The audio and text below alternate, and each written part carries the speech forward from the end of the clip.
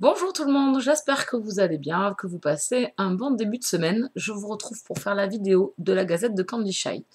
Donc le point sur mes lectures passées. J'ai 3 livres à vous présenter, donc 3 romances. Une romance érotique, une romance paranormale et une romance contemporaine avec un petit soupçon d'érotisme. Alors le premier, c'est Beautiful Stranger de Christina Loren aux éditions Hugo Roman. Ici c'est le tome 2. Le tome 1, c'était Beautiful Bastard. Le tome 1, j'avais bien aimé, ça restait une lecture sympa, mais sans plus, puisque la première partie m'avait pas plus emporté que ça. J'avais pas trop aimé le jeu du chat et de la souris, enfin le chassé-croisé entre le héros et l'héroïne, qui se parlaient comme des charretiers, c'est-à-dire que quand ils étaient à la position horizontale, ils s'entendaient super bien, mais une fois qu'ils se retrouvaient habillés et à la position verticale pour travailler, ils n'arrivaient pas à se supporter, et même ils se répondaient comme... Ils se répondaient mal en s'injuriant, elle le traitait de con, ou autre mot dans le même genre. Donc ça m'avait un peu agacée. Et puis la deuxième partie m'avait beaucoup plus plu, puisqu'on était vraiment plus dans la romance, dans la découverte l'un de l'autre, et dans éventuellement qu'est-ce que devient notre relation après ce départ tumultueux. Donc ça restait quand même une lecture sympa. Ici, ce deuxième tome, j'ai aimé du début jusqu'à la fin. J'ai vraiment adoré les deux personnages principaux, surtout le personnage de Max, donc le personnage masculin, qui est un Anglais assez brillant, assez charmant bien évidemment, et il rencontre donc la jeune femme qui s'appelle, pardon, j'ai un petit trou de mémoire, Sarah. Voilà. Et lors dans boîte de nuit, Sarah vient vivre près de Chloé, donc le personnage du tome 1, et elle rencontre donc Max lors d'une soirée en boîte de nuit, et ils couchent ensemble. Et à partir de là, ils ont quand même une attirance mutuelle l'un envers l'autre, mais aucun n'a envie d'une relation sérieuse. Max est un coureur de jupons, et Sarah sort d'une relation un peu tumultueuse avec son ex-copain. Donc on n'a pas envie de replonger dans les travers de ces relations avec des hommes à femmes. Et donc, en fait, ils ont décidé d'avoir une relation de plaisir entre eux. Donc, c'est plein de petits moments où ils se retrouvent juste pour quelques heures et laissent libre cours à leurs fantasmes. C'était vraiment très sympa parce que, voilà, on se penche plus dans l'émotion sur les personnages et j'ai beaucoup plus aimé.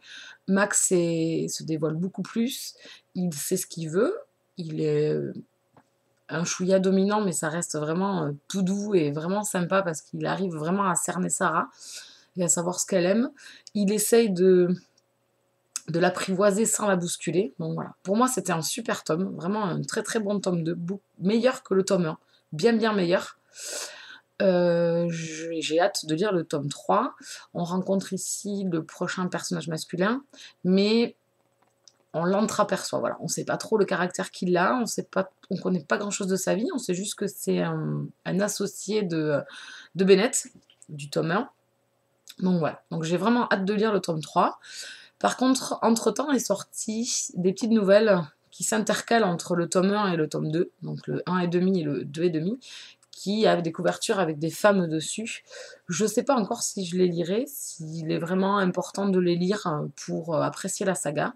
Donc j'ai laissé quelques messages à certaines blogueuses qui l'ont lu pour voir si c'était vraiment... ça apportait de l'importance à les lire. Voilà, donc la suite dans le prochain épisode, puisque je ne sais pas si je les lirai ou pas.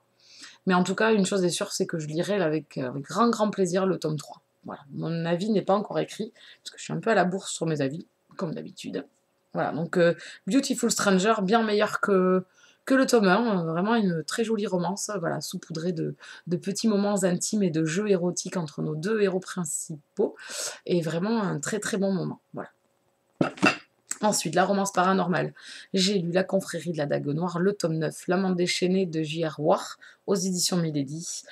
Saga coup de cœur depuis le départ.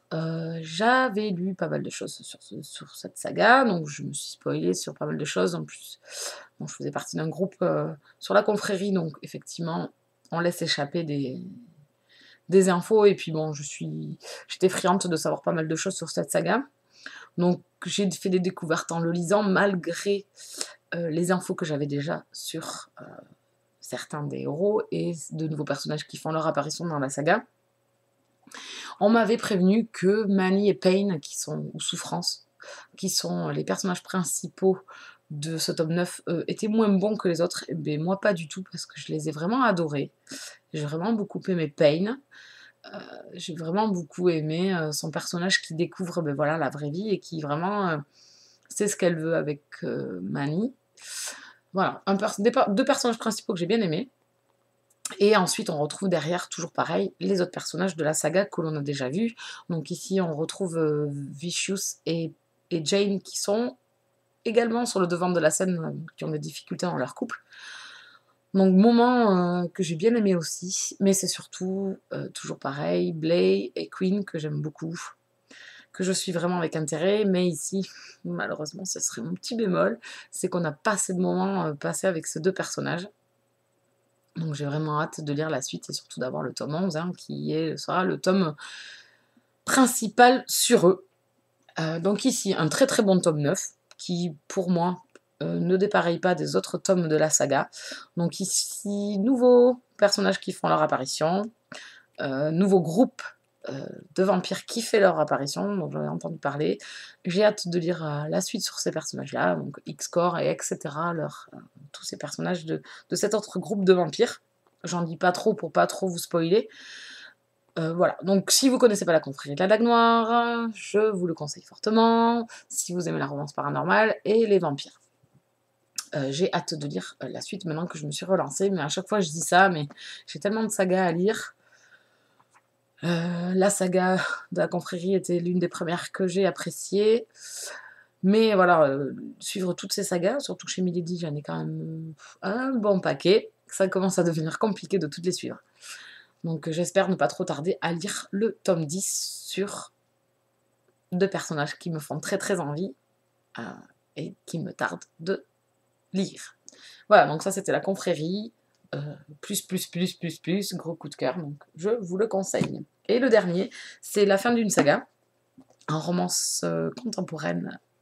C'est Protection rapprochée, le tome 3, ici c'est Charisme fatal, de Lisa Marie Rice, aux éditions J'ai lu, collection Passion intense. J'avais beaucoup aimé les deux premiers épisodes de cette saga. Ça restait des lectures sympathiques, vraiment détentes. C'était pas le coup de cœur. Ici, par contre, ce tome 3 est bien meilleur pour ma part que les deux premiers épisodes. J'ai beaucoup aimé le personnage de Mike. J'ai beaucoup aimé la romance. Et j'ai beaucoup aimé les petits moments intimes entre nos deux personnages qui vraiment étaient un peu plus intense, on va dire, que les deux premiers épisodes que j'avais trouvé très très soft. Ici, voilà, c'est plus intense dans tout, dans les sentiments, dans l'histoire de nos deux personnages, de comment ils se rapprochent, de la complication qui arrive à leur relation. Voilà, donc c'est tout un petit plus qu'il y a pour cette saga. Ça reste une saga détente, ça reste une très très bonne lecture, et surtout ce tome 3, franchement. Donc si vous voulez passer un bon moment, vous poser sur le canapé, pas trop réfléchir, voilà, se laisser porter, petite romance bien sympathique. J'aime beaucoup l'écriture de l'auteur, ça se lit très très bien, ça s'enchaîne très très bien. Ici, on avait donc des ex-marines, des Navy Seals, des anciens flics, etc. Donc voilà, c'était des mâles militaires, entre guillemets, qui trouvent des gentilles petites femmes, chacune avec son petit problème à résoudre. Et c'est surtout la dernière que j'ai vraiment aimée. La sœur de Harry est vraiment très sympa. Et c'était vraiment un très bon couple. Donc, très bonne lecture. Donc voilà, 15 jours sous le signe de la romance. C'était vraiment parfait. J'ai fini le mois de février avec de très bonnes lectures. Donc c'était un très bon mois. Je vous retrouverai donc, je pense, d'ici une quinzaine de jours, puisque j'entame un gros tome de 860 pages. Donc je pense que ça sera d'ici une quinzaine de jours, pas avant, puisque je lis moins qu'avant et je pense que j'aurai pas forcément le temps de lire pendant le week-end. Donc je vous souhaite de très bonnes lectures, une très bonne semaine, et je vous dis à très très vite. Ciao ciao!